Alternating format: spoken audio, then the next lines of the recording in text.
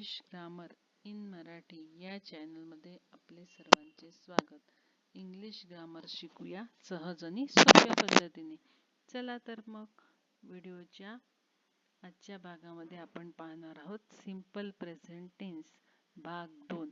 मागच्या भागामध्ये आपण सिंपल प्रेझेंट टेन्स या सिंपल प्रेझेंट टेन्सची काही वाक्य, सिंपल प्रेझेंट टेन्समध्ये क्रियापदे कशी वापरतात, अवकारार्थी वाक्य, नकारार्थी वाक्य हे बघितले.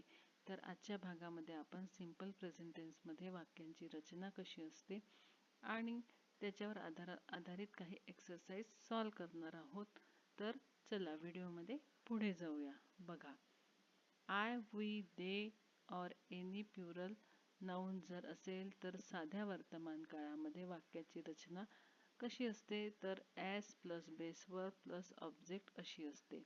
एस म्हणजे सब्जेक्ट, बेस वर्ब म्हणजे मूळ क्रियापद आणि ऑब्जेक्ट अशी रचना ही साध्या वर्तमान काळामध्ये असते. याची काही उदाहरणे पाहूयात. बघा, पहिलं उदाहरण आहे I go to school every day. I go to school every day. I करता आहे, क्रियापदाचे मूळ रूप वापरलेले आहे बेस वर्ब आणि स्कूल हे ऑब्जेक्ट आहे. I go to school every day. मी रोज शाळेत जातो. आता साध्या वर्तमान काळामध्ये ही जी वाक्य आहेत आय, वी, दे आणि अनेक वचनी करता वापरून तयार केलेली जी वाक्य आहे त्याच्यामध्ये जे मूळ क्रियापद आहे त्याच्यामध्ये डू हे हेल्पिंग वर्ब लपलेले असते. म्हणजे जर आपल्याला याच्यापासून नकारार्थी वाक्य तयार करायचं असेल तर आपण डू आणि नॉट वापरून नकारार्थी वाक्य तयार करतो. याच्यापासून अशा वाक्यांपासून जर प्रश्न बनवायचा असेल तर डूनी त्याचा प्रश्नाची सुरुवात होते. तर ही गोष्ट आपण लक्षात ठेवायची आहे. बघा, वी ईट मँगो. आम्ही आंबा खातो. वी अनेक वचनी करता आहे, क्रियापदाचं मूळ रूप आणि ऑब्जेक्ट वापरलेलं आहे. त्यानंतर they watch TV in the evening. They watch TV in the evening. Watch क्रियापदाचे मूळ रूप, दे हा अनेक वचनी करता असल्यामुळे टीव्ही हे object. They watch TV in the evening. ते संध्याकाळी टीव्ही पाहतात. ते संध्याकाळी टीव्ही पाहतात. चौथं वाक्य आहे girls sing song. Girls sing song अनेक वचनी करता आहे, क्रियापदाचे मूळ रूप घेतलेले आहे, ऑब्जेक्ट आहे. मुली गाणी म्हणतात. मुली गाणी म्हणतात. Subject plus base verb plus object अशी या चारही वाक्यांची रचना आहे. पुन्हा एकदा सांगते की या वाक्यांमध्ये मूळ क्रियापद जे आपण वापरलेले असते त्याच्यामध्ये डू हे हेल्पिंग वर्ब लपलेले असते. म्हणजे क्रियापदाचे अशा वाक्यांचे क्रियापदाचे नकारार्थी वाक्य तयार करत असताना डू आणि समोर नॉट वापरून त्याचे नकारार्थी वाक्य तयार होते. त्याचप्रमाणे अशा वाक्यांपासून जर प्रश्न बनवायचा असेल तर त्या प्रश्नाची सुरुवात डू ने होते. तर आता व्हिडिओमध्ये पुढे जाऊया. बघा, साध्या वर्तमान काळात जर ही, शी, इट और एनी सिंग्युलर नाउन, साध्या वर्तमान काळात जर ही, शी, इट आणि एक वचनी करता असेल तर वाक्याची रचना कशी असते. अशा याच्यामध्ये वाक्याची रचना बेस वर्ब आणि त्याला एस किंवा ईएस प्रत्यय जोडलेला प्लस ऑब्जेक्ट अशी असते. याच्यासाठी काही उदाहरणं बघूयात. बघा, पहिलं वाक्य आहे she drives a car. She drives a car. ती गाडी चालवते. तृतीय पुरुष एकवचनी करता आहे. ड्राईव्ह या क्रियापदासमोर मूळ क्रियापदासमोर एस लागलेला आहे आणि ऑब्जेक्ट ती गाडी चालवते. दुसरं वाक्य आहे ही कॅचेस अ बॉल. तो चेंडू पकडतो. तो चेंडू पकडतो. आता या ठिकाणी मूळ क्रियापद कॅच, त्याच्या शेवटी क्रियापदाच्या शेवटी सीएच हे अक्षर असल्यामुळे त्याला ईएस लावला. ही कॅचेस अ बॉल. तो चेंडू पकडतो. तिसरं वाक्य आहे Ram swims in the river. Ram swims in the river. Ram हा देखील तृतीय पुरुषी एकवचनी करता आहे म्हणून त्याच्यासमोर स्विम समोर एस हा प्रत्यय लागलेला आहे. राम नदीत पोहतो आणि साध्या वर्तमान काळातील वाक्य तयार झालेलं आहे. 4 नंबरला माय सिस्टर फ्लाइज काइट्स. माय सिस्टर फ्लाइज काइट्स. माय सिस्टर हे देखील तृतीय पुरुषी एकवचनी करता आहे म्हणून फ्लाय हे क्रियापद वापरताना FLY फ्लायचं वायच्या जागी आय येऊन त्याच्यासमोर एस लागलेला आहे. माय सिस्टर फ्लाइज काइट्स. माझी बहीण पतंग उडवते. अशा प्रकारे या चारही वाक्यामध्ये चारही जे कर्ते आहेत हे तृतीय पुरुषी एकवचनी असल्यामुळे त्यांच्यासमोर येणाऱ्या क्रियापदांसमोर एस किंवा ईएस हे प्रत्यय लागलेले आहे आणि या वाक्यांची रचना S plus base verb plus E और ईएस प्लस ऑब्जेक्ट अशी आहे. तर आता या वाक्यांमध्ये, ह्या सर्व प्रकारच्या वाक्यांमध्ये जे एस किंवा ईएस प्रत्यय मूळ क्रियापदाला लागलेला आहे त्यामध्ये डज हे हेल्पिंग वर्ब लपलेले आहे. DOES does. म्हणजे आपल्याला जर या वाक्यांचे नकारार्थी वाक्य तयार करायचे असेल तर डज आणि नॉट वापरून अशा वाक्यांचे नकारार्थी वाक्य तयार होते. त्याच्यामध्ये मग डज वापरल्यानंतर क्रियापद हे मूळ स्वरूपात वापरतात आणि जर याचे प्रश्न तयार करायचा असेल तर प्रश्नाची सुरुवात देखील डजने करून मग पुढे प्रश्नामध्ये जे क्रियापद येते ते मूळ क्रियापद येते. तर अशा प्रकारे आपण ही गोष्ट लक्षात ठेवायची आहे. तर पुढे बघा, make negative sentences using don't and doesn't. आता या ठिकाणी आपण नकारार्थी वाक्य तयार करणार आहोत. होकारार्थी वाक्य दिलेलं आहे त्यापासून आपण नकारार्थी वाक्य तयार करणार आहोत. तर पहा, पहिलं वाक्य पहा, Ramesh wears his school uniform. Ramesh wears his school uniform. Ramesh त्याच्या शाळेचा ड्रेस घालतो. आता या ठिकाणी रमेश हा तृतीय पुरुषी एकवचनी कर्ता असल्याने वेअर समोर एस हा प्रत्यय लागलेला आहे. पण आता आपल्याला याचं नकारार्थी वाक्य तयार करायचं आहे. मी तुम्हाला आताच सांगितलं की वेअर्स एस किंवा एस ज्या ठिकाणी लागतो त्या क्रियापदामध्ये डज हे हेल्पिंग वर्ब लपलेले आहे. मग नकारार्थी वाक्य तयार करताना डज वापरून त्याच्यासमोर नॉट वापरून मग क्रियापदाचं मूळ रूप वापरून त्याचं नकारार्थी वाक्य तयार होईल. कसे ते बघूया. Ramesh doesn't wear his school uniform किंवा Ramesh does not wear his school uniform. तर या ठिकाणी नकारार्थी वाक्य तयार करताना डज नॉट वापरले, त्याचं संक्षिप्त रूप डझंट आणि वेअर हे जे क्रियापद आहे हे मूळ रूपात आले. Ramesh doesn't wear his school uniform. अशा प्रकारे याचे नकारार्थी वाक्य तयार झाले. तर आता दुसरं वाक्य बघूया.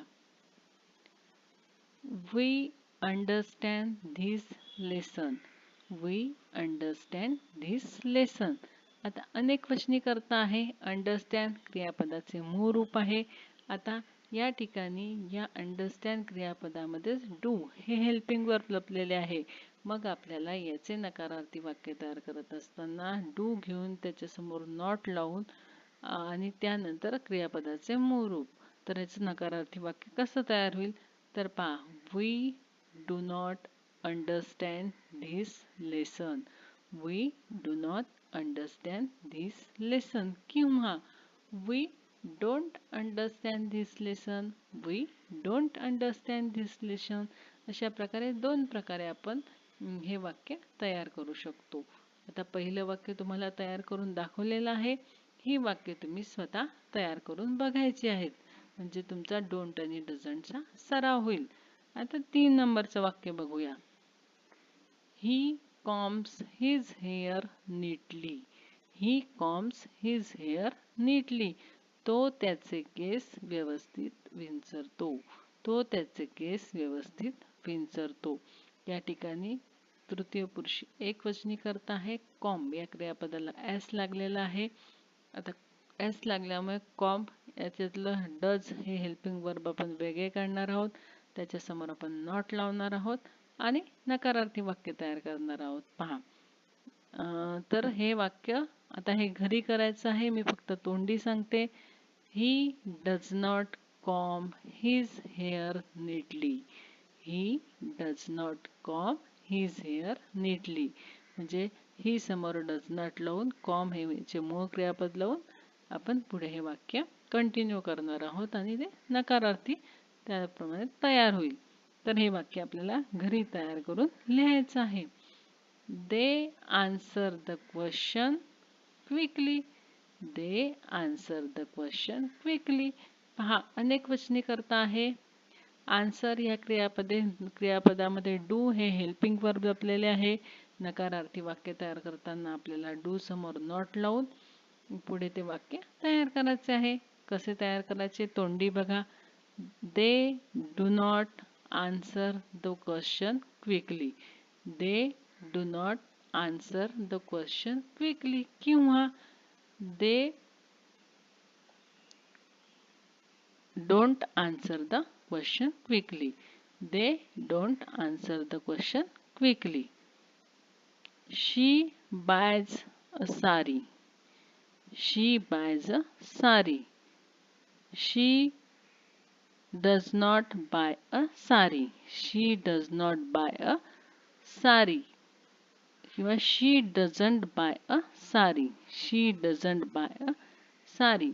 अशा प्रकारे हे नकारार्थी वाक्य तयार होईल. अशा प्रकारे हे नकारार्थी वाक्य तयार होईल. Fill in the blanks using appropriate words. Fill in the blanks using appropriate words. या ठिकाणी आपल्याला योग्य अक्षर भरून काही रिकाम्या जागी योग्य शब्द भरायचे आहे. पहिली रिकामी जागा बघा. The sun dash in the west. The sun dash in the west. बघा, the sun हा तृतीय पुरुषी एकवचनी करता आहे. दोन क्रियापद दिले आहे कंसामध्ये सेट आणि सेट्स. तृतीय पुरुषी एकवचनी करता असल्यामुळे या ठिकाणी SETS सेट्स हे क्रियापद योग्य ठरेल. ते आपल्याला रिकाम्या जागेत भरायचं आहे. खाली उत्तराच्या ठिकाणी फक्त ते एकच क्रियापद उत्तर त्या ठिकाणी दर्शवलेलं आहे. The sun sets in the west. त्यानंतर दुसरं he dash fast. He dash fast कंसामध्ये रन रन्स. ही तृतीय पुरुषी एकवचनी करता आहे. त्याच्यामध्ये त्यामुळे क्रियापद येईल RUNS runs. He runs fast. He runs fast. तिसरं वाक्य आहे birds dash in the sky. Birds dash in the sky.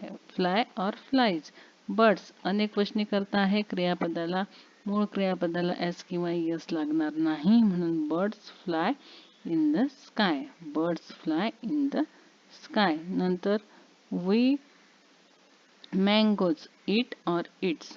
We dash mangoes eat और इट्स. एकवचनी अनेकवचनी करता आहे म्हणून S किंवा ES लागणार नाही. We eat mangoes. We eat mangoes.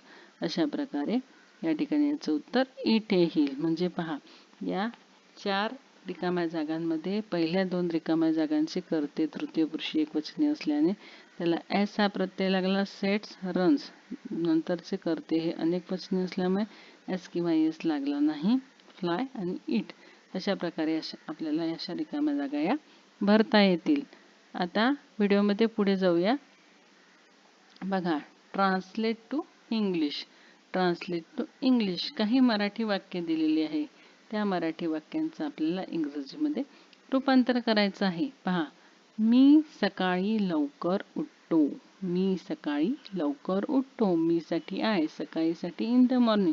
लवकर अर्ली आणि उठतो वेकअप. तर हे वाक्य इंग्रजीमधून कसं तयार होईल तर मी आता हे तोंडी सांगते. तुम्ही घरी लिहायचं आहे. I wake up early in the morning.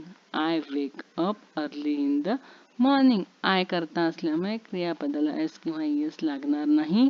I wake up early in the morning. मी सकाळी लवकर उठतो. दुसरं वाक्य. ती दररोज शाळेत जाते. ती दररोज शाळेत जाते.